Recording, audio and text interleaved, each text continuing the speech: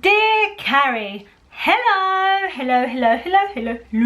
Hi, first things first, I've clearly had my hair did. As a pre-birth treat, I went to Daniel Galvin today, and the lovely James Galvin, he cut my hair off and did this amazing treatment on it called Fusio Dose, which is going to smooth it out a bit and give it a bit of volume. I'm loving it. It's a bit shorter, which I'm actually okay about. I'm never really that fussed about having really long hair, as long as it looks healthy. And actually I always find that it's not until you have your hair chopped off that you realise how unhealthy your hair was. It feels so nice. Just been touching it all the way home. And actually, when I was getting my hair blow dried, I realised how much hair I lost after having Buzz, only because I saw how much hair was growing back, how much baby hair there is. Like so much in my head, on my scalp, that I didn't realise. So I've got some hair that's like that long, so when it was being blow dried you could see them all coming down, and they're quite thick.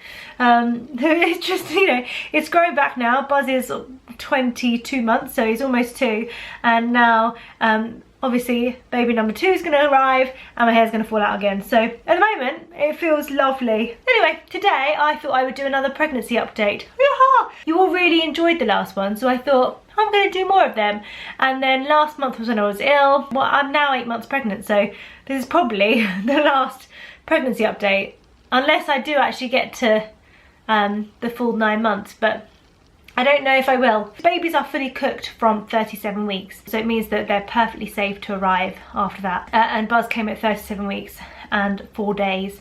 So from 3 weeks from now is our anything can happen point, which is when we reach 37 weeks. We have our due date, which is towards the end of February, but towards the beginning of February is our anything can happen date. So who knows? The bump is getting big. Actually, that's one thing that's really not annoyed me, but it's played in my mind a bit this pregnancy. The first pregnancy with Buzz, I loved my bump. It was the most amazing I think I've ever felt as a woman. My body was doing exactly what it was meant to be doing, and it was all just great, and I felt really sexy actually. It felt very womanly and very empowered. This time, I'm not saying that I'm not feeling that. I've just had a lot of comments, not online or anything like that, but when people see me of, oh my god, how long have you got left to go? Or wow, your bump's big, or just whatever. And it's like, I just find it really weird that actually that kind of starts affecting me. Not that I don't enjoy my pregnancy as much, but I kind of feel a bit, not even paranoid, just a bit insecure about my bump this time. But I am preggers and I have a bump, and that is life. And this time our second child, you know, for many people bumps happen quicker and they are a bit bigger, and in the end you turn out the same size as you were the first time. And actually I always find that if I wear tighter clothes, I actually feel much better than if I wear baggy clothes when pregnant. Like if I wear floaty things, I actually feel far bigger than I am. And if I wear tight things, I actually feel a lot more womanly and shapely, and I just feel full of beautifulness, and my bump can just like shine in all its glory then. So that's how I've been feeling. A bit of bump insecurity. There is a human in there, so it's not too surprising that the bump is the size it is. And actually I went for a scan the other day. It was a growth scan. It was a 32-week growth scan, which we had a little bit late. The baby is now 5 pounds, or was then. It will be a little bit more than that now. So 5 pounds already estimated. I think they say that within like 10% of that. Buzz was only 6'3" when he was born, so 5 pounds is quite good going. So well done, Sprout, you're growing well. Sleeping is interesting at the moment. I think where I'm upright all day long, suddenly at night time when I stretch myself out and go on my side, because you can only really sleep on your side. Obviously you can't sleep on your front because the baby's there, and very uncomfortable for you and baby if you try to sleep on your front. Back's a no-go because of the weight of the baby on you and your organs and everything, so that's kind of a no-go. And the preferred side is your left-hand side. I lie down at night and I feel comfortable, and then about 5 minutes later I get really bad, like achy pains. And I think it's probably just my body stretching out at the end of the day. And then I kind of groan as I roll over and get myself ready there, and then I do a few turns until I fall asleep basically. I have a big pregnancy pillow which I just kind of cuddle. I actually don't know whether I'm using it right. I don't think I know the correct way to use it. I'm just winging it there, and I think I could be doing it wrong, but I just basically cuddle it. Where you lie on your side can make a big difference. If I lie slightly forward, it might be comfortable. But then, you know, as soon as you start putting too much weight on your bump, it hurts. So if I try lying backwards a little bit, then the bump's pulling your back, and it's obviously making, it's all the alignment of the spine and everything goes a bit out of whack. So yeah. Sleep is what it is. I don't feel like I'm like at the stage where I'm like, oh, I'm really uncomfortable. It's not that. I don't feel that at all. I do make noises though. When I stand up, I sit down. Anything like that, I make a noise. Which prompts whoever I'm with to go, you're right. And I'm like, yeah. Just need to make a bit of vocal sound when I'm moving around these days. I think I've said in a few videos now about hypnobirthing, and I promise I will do a proper video about hypnobirthing and what it is and why I love it so much. But we have started doing our hypnobirthing technique things, which means that I do some breathing during the day, I listen to some positive birth affirmations, and then me and Tom, he reads a script to me at night, and then I listen to my hypnobirthing MP3 when I'm going to bed, which kind of puts me in a nice zone before I start rolling around and groaning. But I've brought that up a gear. I'm really just starting to feel the calm. And actually, because the book is now almost done, I've got to sort of work on the ending a little bit, go back and read it all to make sure it's all smooth. And also I've started washing baby clothes. So I think having those two things, like, you know, I've started to prepare for the baby to actually be here.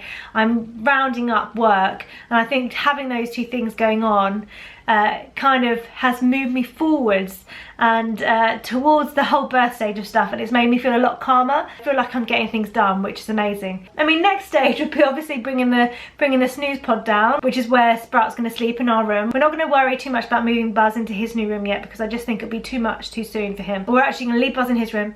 Baby's going to be in our room, and clothes and everything like that. Well, we can work all that out. It's fine. I feel a lot calmer, a lot happier, a lot more serene, really. I don't know if any of you have ever heard of nesting mode, but it's literally when a woman decides that she needs to start getting things ready. I've been cleaning up cupboards, taking stuff to the charity shop. Our wardrobes have now been painted, so we've been putting clothes back in there, and I've been throwing loads of stuff out. Really good at organising my wardrobe at the moment, and assessing what I will wear, what I won't wear. Obviously it's hard because I've got maternity clothes and my skinny clothes, which is just my normal clothes, they're not skinny. And also my taste at the moment is very influenced with being pregnant. So I might get to next year and be like, where's this? Where's this? Oh no, I threw it out when I was pregnant and now I don't have that anymore. But yeah, it's nice. It's a nice feeling getting things organised. The other thing we've started now is the baby predictions. So my family wrote for the other day, and they all gave their predictions, whether it's a boy or a girl, the weight, when it's going to arrive,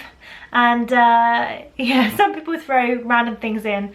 Like Chickpea, my sister's husband, he predicted that Buzz was going to be left-handed. And Buzz is left-handed, it looks like, at the moment. This time he thinks this one it's going to be right-handed, and he thinks it's going to be a girl. So I think me and my mum at the moment are the only ones who are saying boy. Everyone else is saying girl. I think I've said the 9th of February. No one has actually said like towards the actual due date. Oh, my brother has. My brother thinks that the baby's going to come on his birthday, which is the 21st of Feb, which would just be a few days before the due date. Actually, it's worth noting that I'm actually really not bothered about the baby arriving early. My body and the baby know when the baby's ready and when they're ready to be thrust into the world. So I am not bothered by that at all. The midwives have warned to just get ready. It never hurt anyone to be prepared, so I am just preparing myself just in case. But yeah, baby will come. I could still be pregnant in March. Ah! Started eating a lot of olives. Olives and chili cheese. I don't know if they're cravings though, or whether they're just, whether me just being indulgent and going, I'm pregnant. Right, I think I've whittled on enough. So I'm going to edit this together and then maybe, possibly, carry on writing the ending of my book tonight. Woohoo! Definitely I'm doing that tomorrow though. That's my day tomorrow. It's definitely just writing. But yeah, I'm excited. I'm loving where I am. And yeah. I've just gone really goofy at the end of the video. Okay. I feel like I should do that all again. But anyway, I love you and I'll speak to you lots. Oh dear. Anyway, I love you and I shall speak to you soon. Bye!